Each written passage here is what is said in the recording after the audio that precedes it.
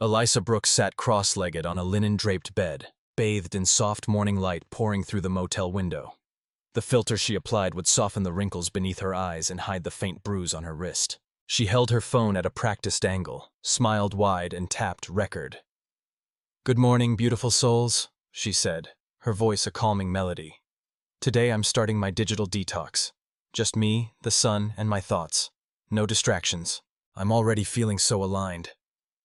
The video would get over 50,000 views by sundown. Outside the camera's reach lay a scattered pharmacy. Amber bottles without labels, a crushed paper coffee cup, and a hotel ashtray filled with chewed mints. Elisa hadn't slept in 2 nights. Her pupils were too large, and her jaw clenched when she thought no one was watching. Back home in Los Angeles, her boyfriend Michael was still asleep, probably thinking she was in Palm Springs with friends. That was the story she'd texted him around midnight. "Quick trip, W girls needed a reset, talk soon, XX. In truth, she had driven for 3 hours through the desert, away from anything familiar. The motel was a place she'd found online, a dusty, forgotten roadside hideaway outside Barstow. No one would recognize her here, and that was the point. She checked her social feed again. A flood of hearts, sun emojis, and queen comments poured in beneath her video. Elisa smiled faintly. She needed that. The validation, the illusion of control, of meaning. She posted a second clip, showing her lighting a white candle, laying down tarot cards, whispering something about manifestation and clarity. Then she shut off the phone and dropped its screen down on the pillow beside her. For the next hour, she stared at the ceiling. Michael Hale noticed something was off by noon. Elisa hadn't answered his message about their joint sponsorship deal. She always responded to money. Even in her worst moods, she never ignored potential revenue. He scrolled through her feed. It was filled with cheerful captions and radiant selfies. Too cheerful. Michael knew her real face. The moments when the smile vanished 2 seconds after the camera stopped rolling. He called her once, twice, straight to voicemail. He swore under his breath. Still, he let it go. For now. That night, Elisa lay curled in a fetal position, half-dressed under motel sheets. She had taken just enough to feel something, or nothing. It was hard to tell anymore. The window rattled in the desert wind. Somewhere, a dog barked. Her phone buzzed. She ignored it. Then came a DM from a stranger. "You're lying. You're not okay." Elisa stared at the message for a long time. Her hands trembled as she opened another bottle. The desert air pressed against the windows like a silent, invisible hand. The motel was nearly empty. A tired stretch of stucco walls and broken vending machines clinging to the edge of the California interstate. The kind of place people passed through but never remembered. The kind of place Elisa had wanted. She hadn't posted anything for over 24 hours. A few followers had noticed. Some sent concerned messages. One wrote, "Rest, Queen. You deserve it." Another, "Are you okay? You look different lately." She ignored them all. The inside of the room smelled of citrus body spray and something sour underneath. Elisa's suitcase lay open at the foot of the bed, half packed with soft white robes, vitamins, a book on mindfulness, a pair of silk sleep masks she never used. Her phone screen was cracked from falling on the floor earlier. Notifications lit it up like a heartbeat. She deleted the strange DM from the night before without replying. "You're lying. You're not okay." She hated how true it felt. The motel manager, a heavy-set man named Travis, had started to notice her. He saw her once at the ice machine, wearing sunglasses at night. Her eyes were wild, movements sharp like broken glass. She smiled too much. Her hands shook. "Everything good with your room, ma'am?" he'd asked, friendly but cautious. She had nodded too fast. "Perfect. It's just what I needed."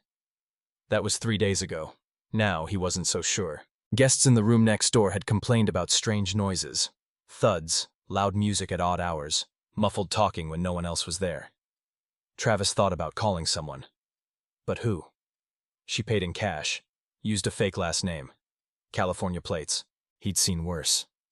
In the silence of her room, Elisa sat cross-legged on the floor, a loop of affirmations playing from a tiny Bluetooth speaker.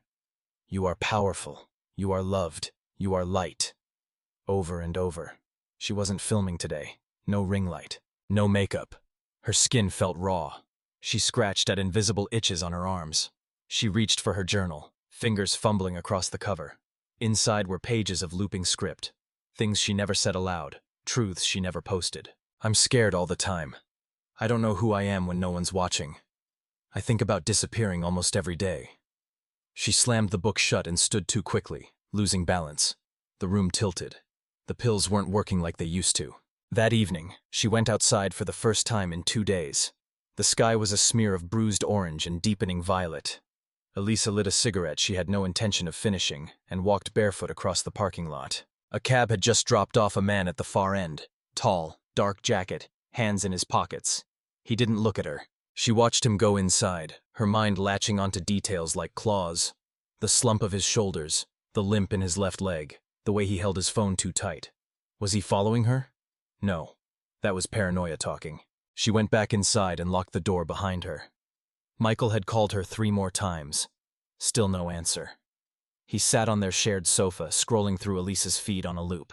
The version of her that lived there, all yoga poses, green smoothies, carefully lit beach walks, was unrecognizable now. It was the image they had built together, but he could see the cracks. Now he wondered if they had always been there. She had been distant for months, always tired, always working on a new campaign. And the pills, the ones she said were just for sleep, just sometimes, just when it got bad. Michael knew she was lying. He just hadn't wanted to believe it. Now he was scared. He checked her credit card logins. Nothing recent. But her phone pinged once from somewhere near Barstow, a motel name he didn't recognize. He grabbed his keys. Back in her room, Elisa opened the minibar. It had nothing but a tiny vodka bottle and some stale peanuts. She downed the vodka without blinking. The burn felt clean, real. Her phone buzzed again. Unknown account. Your smile doesn't reach your eyes. You think no one sees it. This time, she didn't delete the message. She stared at it, then slowly typed back. Who are you? No reply. Just the blinking cursor. She curled up on the floor again, the affirmations still whispering in the background. You are light. You are safe. You are seen. But she didn't feel any of those things. She felt hunted. Michael drove through the dark, the road stretching endlessly ahead, lined with shadows that danced in the high beams. He didn't have an exact address, just a rough area. But he trusted his instinct. He had always found her before. He remembered a time when Elisa laughed freely, without filters or likes, before she became an image, a brand, before their lives were reduced to aesthetics. He passed a broken billboard on the highway. Just ahead, a flickering neon sign blinked.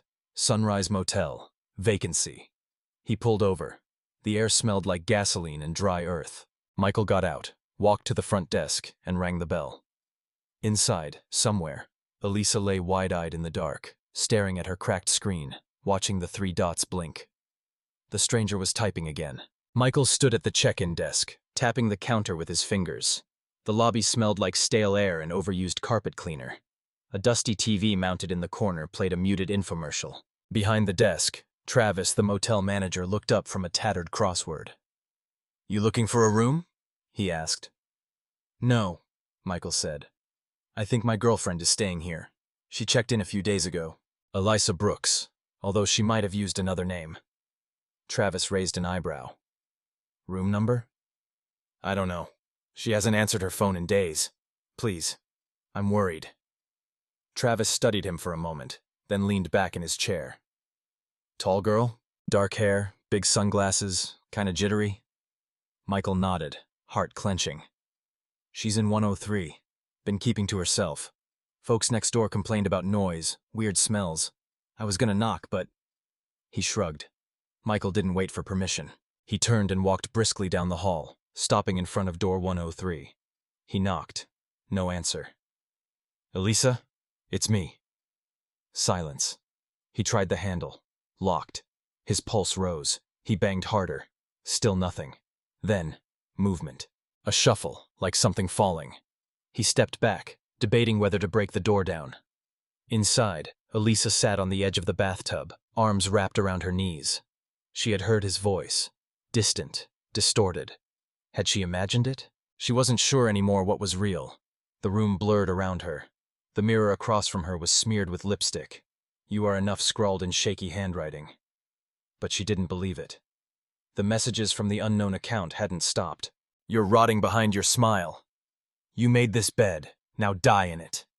She had tried to block the sender. The account vanished, then reappeared with a new name. Always watching. Michael's voice came again. Elisa, please, I just want to talk. I'm here. Her hands trembled as she reached for the lock. Her breath caught in her throat.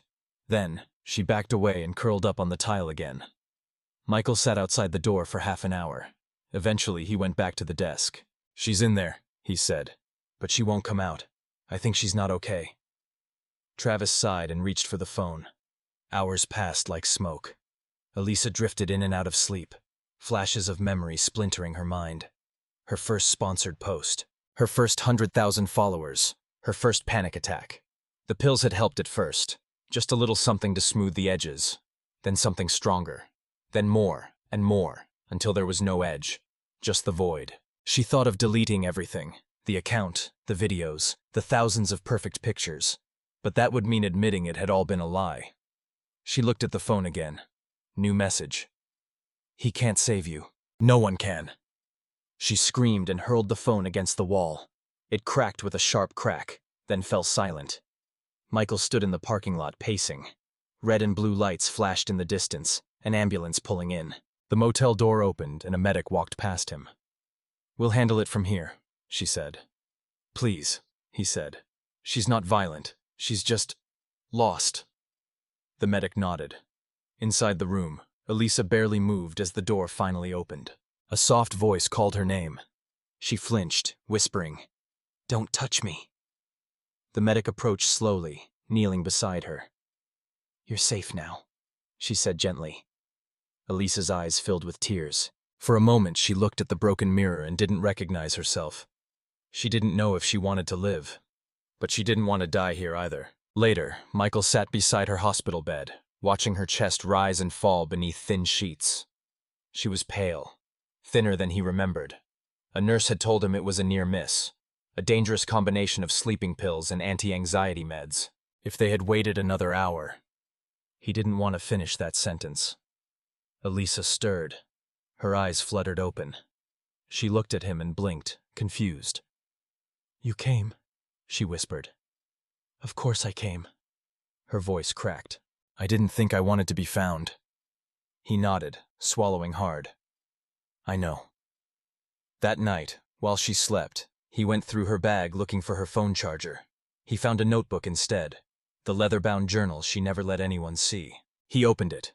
Inside were pages filled with confession, grief, and raw truth. Not the curated captions she shared with the world. Real thoughts. "I hate who I am online. I've forgotten what silence feels like. Sometimes I pretend to meditate just so I can cry with my eyes closed." He stopped reading. Tucked between the pages was a printed contract, her upcoming book deal. The title was already chosen. Glow, Finding Light in a Dark World. He almost laughed. There was no light here. Not yet. He folded the contract in half and left it on the windowsill. In the hallway, a nurse passed by a woman in sunglasses and a hoodie. She barely glanced up as she walked past the nurse's station and disappeared down the stairwell. No one noticed the small slip of paper she left at the front desk. No one saw the name written on it. At the Truth Seeker. The hospital room was silent, save for the faint hum of machines. Elisa lay still, her eyes open, staring at the ceiling as if it held answers. Morning sunlight filtered through pale curtains, painting soft lines across her face. Her lips were chapped. Her skin was dry. But for the first time in days, she was sober. Michael sat in the chair beside her, legs crossed, holding a paper cup of coffee he hadn't touched. He didn't know what to say. The silence between them wasn't hostile.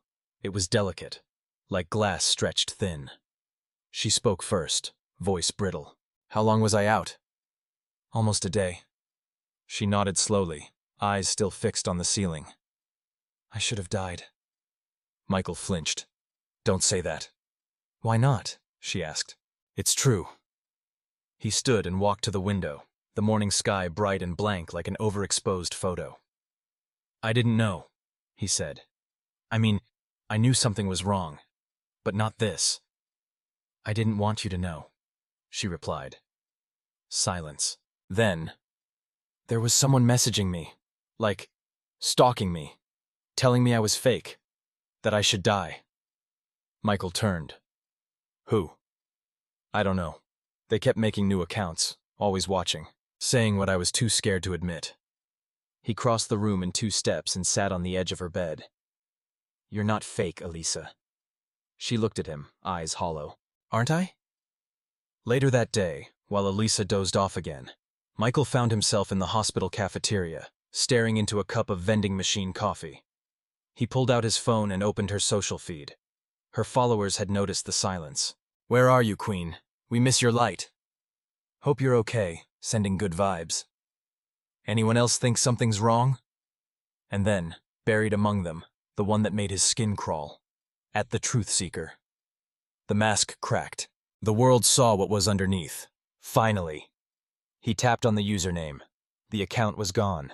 Deleted or renamed. Again. But something about the phrasing stuck with him. Not just cruelty. It felt personal. That evening, Elisa sat up in bed for the first time. The nurse brought her a tray of bland food she barely touched. Michael had stepped out to take a call, so she was alone. She picked up her journal, flipping through pages she barely remembered writing. Black loops of handwriting swirled across the paper, confessions and fragments. And then, tucked near the back, something she didn't remember placing there. A photograph. It was a printed screenshot of her Instagram grid. 9 perfect photos. Yoga poses, avocado toast, sunrise meditations. Across the image, written in red ink, "You are not this." Elisa's breath caught. Was this from the stalker? Her hand trembled as she turned the page. More writing. Angry, slashed into the paper. "Tell them the truth."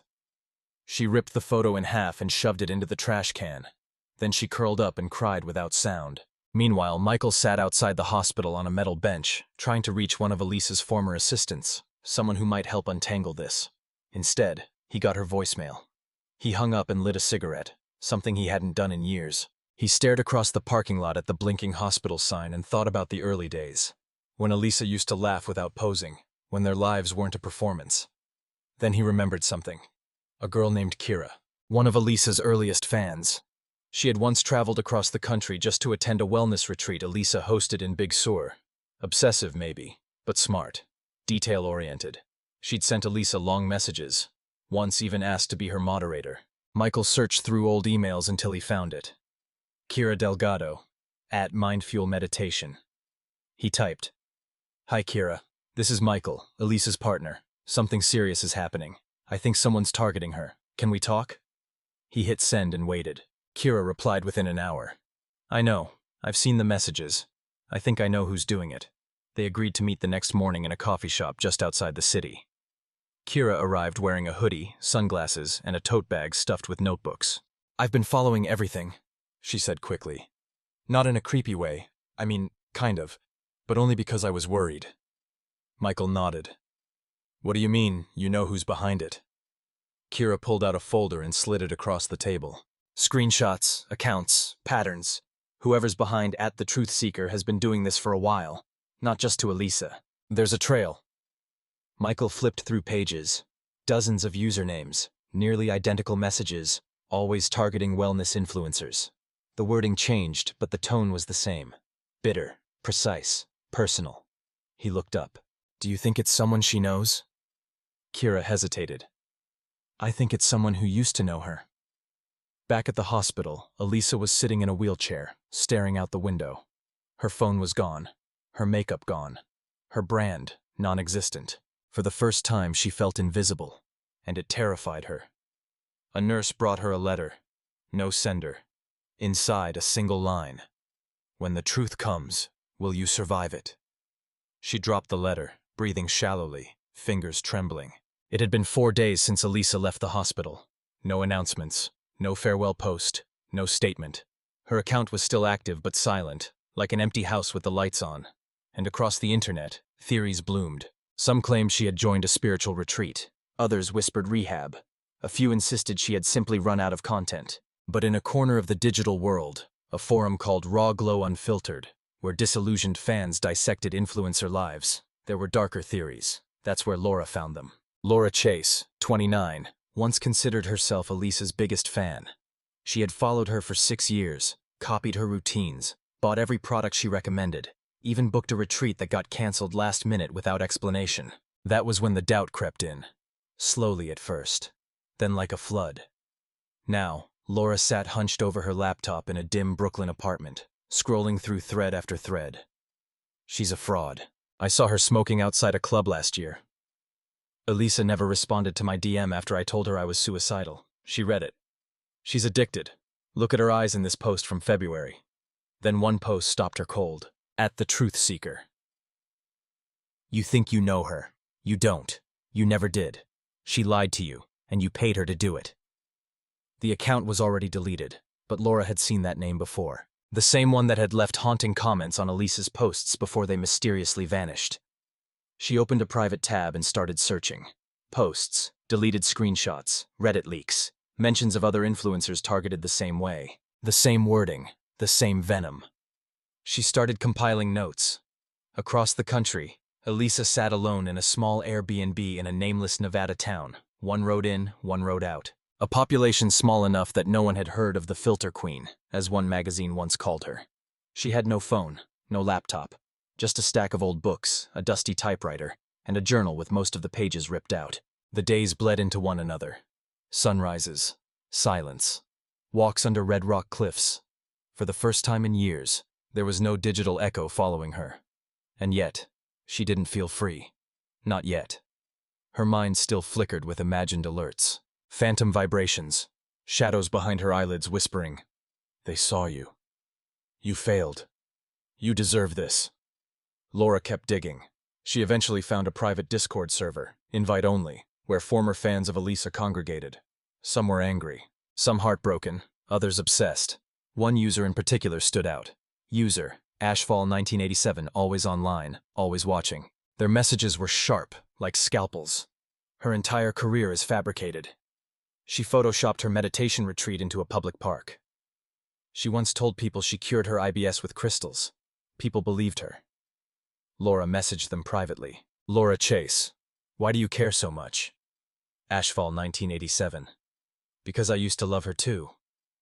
Meanwhile, Michael sat on the floor of his empty apartment, surrounded by old hard drives and Elisa's discarded notebooks. She had told him she didn't want the book published. He hadn't responded. Instead, he read through her manuscript again. It wasn't polished. It wasn't inspirational. It was raw, terrifyingly honest. Stories about panic attacks during photo shoots, about pretending to drink green juice while throwing up behind a hotel, about loneliness that clung to her like static. At the top of one chapter, she had scrawled, "The scariest part is realizing I became a stranger even to myself." Michael closed the laptop and sat still for a long time. He no longer wanted to fix her. He just wanted her to exist. That night, Laura received a video file in her inbox from a burner email. No subject, no message. She clicked it. The grainy clip showed Elisa in a motel room, disheveled, pale, eyes wide. She looked nothing like the glowing woman from the feed. She looked terrified. The video lasted 23 seconds. Elisa stared into the camera and whispered, "I can't stop pretending, even when no one's watching." Then static. The file disappeared before she could download it. Laura's hands shook. She had crossed a line, but she didn't know where the line even was anymore. Far away, Elisa sat beneath a flickering porch light, scribbling into her journal. She didn't know what came next. She didn't even know who she was trying to become. But for the first time, she wasn't performing. She was simply being. Then, from across the yard, she heard footsteps, not imagined, not distant, real. Her hand froze. A figure stepped from the shadow of the trees. She stood slowly, heart hammering. The stranger came closer, face still hidden in dark. Then, "Hi." A woman's voice. "I'm sorry to come here like this. I just needed to see you." Elisa squinted. "Do I know you?" The woman pulled down her hood. "Laura." "My name's Laura," she said, "and I think I know who's been hurting you." Elisa didn't move. Laura stood a few feet away, arms tense at her sides, eyes wide but calm. Too calm, Elisa thought. The desert wind stirred dust between them, catching in the corners of the porch light's glow. "I'm not here to hurt you," Laura said softly. "I swear." Elisa crossed her arms, her voice hoarse from hours of silence. "How did you find me?" "There was a photo, one of the old ones, from before you deleted everything. There was a road marker in the background. I traced it. I know that's creepy. Yes, Elisa said flatly. It is. Laura looked down. I used to be one of them, the fans. I copied your morning routines, ate raw spirulina paste, spent thousands on things I didn't need, just because you smiled next to them. I believed in you. Or the you I saw on a screen. Elisa said nothing. Laura continued. Then the cracks started. Little things, contradictions, disappearing posts, retreats that never happened. People started talking. And then, those messages started showing up. That got Elisa's attention. You saw them? Laura nodded. Some were public, some were private. I even got a few. But mostly they were for you. Personal, violent, targeted. I thought I was going crazy, Elisa whispered. You weren't. A long silence stretched between them. Finally, Elisa asked, Do you know who it is? Laura hesitated. I think so. That night, they sat at a chipped wooden table inside the cabin. Elisa brewed tea without speaking. Laura opened her laptop and pulled up her files. Screenshots, archived messages, metadata. I think the person behind the Truth Seeker accounts is someone who used to work with you. A guy named Drew Melnick. Elisa stiffened. She remembered Drew, a former video editor she had hired 2 years ago. He had stayed quiet, professional, always in the background. When she fired him after a project fell through, he had taken it badly. He said I ruined him, she murmured. That I owed him more. I didn't think he meant it. He's been ghosting the internet ever since, Laura said. Deleted all his socials. But the writing style, the obsession, it's the same across platforms. He knew things no stranger could know. Elisa stared out the window, where the desert stretched into endless dark. Her voice was barely audible. Then it was never about the truth. It was revenge. Laura nodded. He wanted to destroy your reflection, piece by piece. Michael received a postcard 2 weeks later. No return address, no signature. Just 5 words in familiar handwriting. I'm still here, not perfect. He stared at it for a long time, then pinned it to the fridge. Elisa did not return to Los Angeles. She did not reactivate her account. She didn't stage a Come Back Stronger video or launch a wellness podcast. For once, she didn't monetize the pain. Instead, she walked. Every morning, through the dry valleys and broken canyons, her steps leaving no mark. She journaled. She read. She spoke with Laura sometimes. They weren't friends, not exactly. But they were both survivors. Not of violence, but of illusion. And that counted for something. One evening, Elisa pulled the ripped contract from the bottom of her bag. The book deal. The ghost of her past life. She burned it in a ceramic bowl behind the house. The fire was small but steady. She watched it until it was nothing but ash. A month later, in a small gas station off Interstate 15, a tourist from Oregon bought a bottle of water and stepped outside to stretch his legs. Something shiny in the dirt caught his eye. A Polaroid, partly buried beneath gravel. He picked it up. A photo of a woman, sitting beneath a vast desert sky, eyes closed, wind in her hair. No filters, no smile, just stillness. On the back, written in black ink, I am not what you liked. I am what I chose to become. He turned the photo over again, confused but oddly moved. He put it in his wallet. He would never know who she was, but he would remember her.